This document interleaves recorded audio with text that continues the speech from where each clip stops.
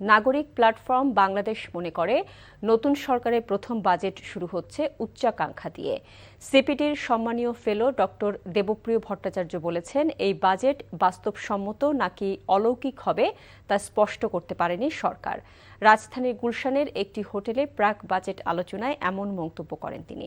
বক্তারা বলেন, রাজস্ব আহরণের লক্ষ্য পূরণ না হয় সরকারের ঋণ নির্ভরতা বাড়ছে, যা বাজেটকে ঝুঁকির মুখে ফেলবে। তামজিদ সুমনের রিপোর্ট।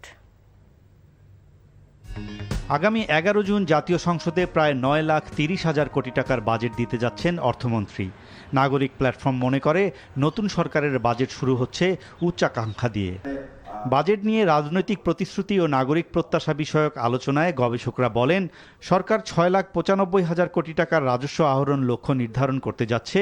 এর মধ্যে হয়তো 1,30,000 কোটি টাকার ঘাটতি থাকবে। ঋণের চাপটা কিন্তু বাড়ছে।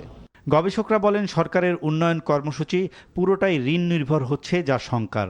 রাজস্ব আহরণে আতঙ্ক সৃষ্টি না করে ঋণধারীদের কর দানে উৎসাহিত করার তাগিদ দেন অর্থনীতি বিশ্লেষকরা। আমাদের স্টেট ওন এন্টারপ্রাইজগুলো 2,41,000 কোটি টাকা তাদের সুদ আসল সরকারের পাওনা তাদের কাছ থেকে। তাহলে এইসব জায়গাগুলোতে একটা বড় ধরনের সংস্কার করে তাদেরকে একটা নতুনভাবে চলার একটা ব্যবস্থা কিন্তু করতে হবে।